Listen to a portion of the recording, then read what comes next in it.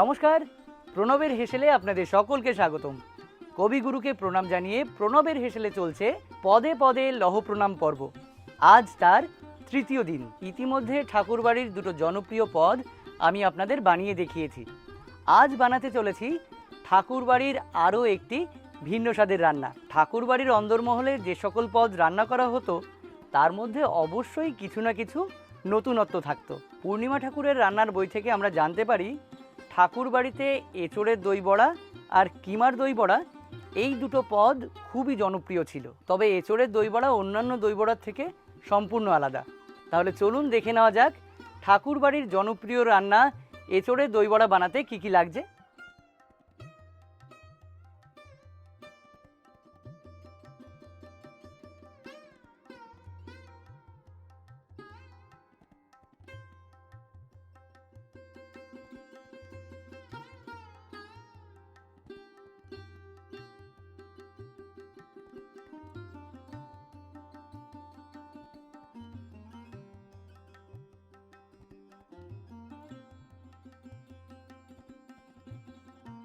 প্রথমে নিয়ে নেব এঁচোড় বাটা, এবার তার মধ্যেই দিয়ে দেব মুগ ডাল বাটা, আর দিয়ে দেব 1 চা চামচ কাঁচা লঙ্কা বাটা, 1 চা চামচ আদা বাটা, হাফ চা চামচ শুকনো লঙ্কার গুঁড়ো, হাফ চা চামচ হলুদ গুঁড়ো, হাফ চা চামচ চিনি আর স্বাদ মতো লবণ দিয়ে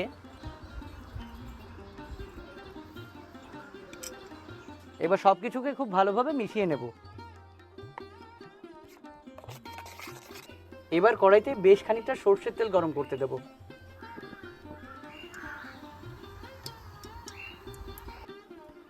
তেল গরম হয়ে গেছে, এবার গ্যাসটিকে কমিয়ে এঁচোড়ের বড়াগুলো ভেজে নেব।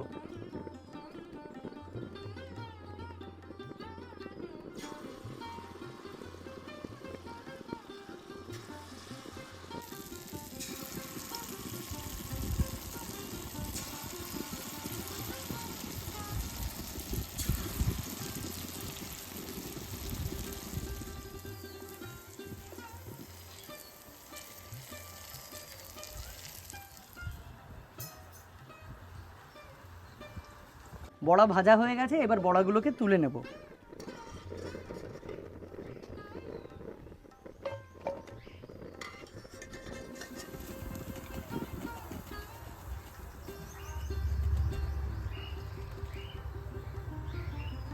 এবার এই তেলের থেকে কিছুটা তেল কমিয়ে নেব।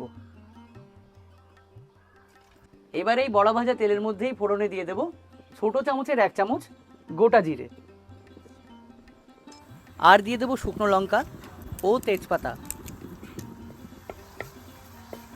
এবার টক দইটা ফেটিয়ে কড়াইতে দিয়ে দেব।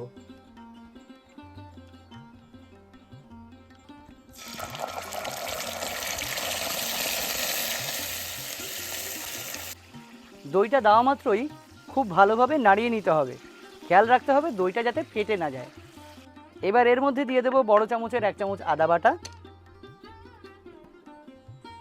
1 চা চামচ জিরে বাটা, হাফ চা চামচ ধনে গুঁড়ো, হাফ চা চামচ শুকনো লঙ্কার গুঁড়ো, হাফ চা চামচ হলুদ গুঁড়ো, হাফ চা চামচ চিনি ও স্বাদ অনুযায়ী লবণ দিয়ে সমস্ত মশলাগুলোকে খুব ভালোভাবে কষিয়ে নেব। মশলা থেকে তেল ছেড়ে দিয়েছে, এবার এর মধ্যে দিয়ে দেবো এঁচোড়ের বড়াগুলো।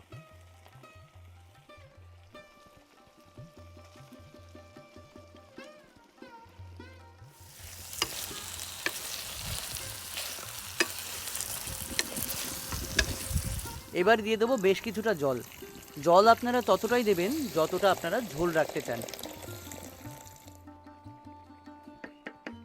এবার ঢাকনা চাপা দিয়ে দেবো মিনিট 5 জন্য।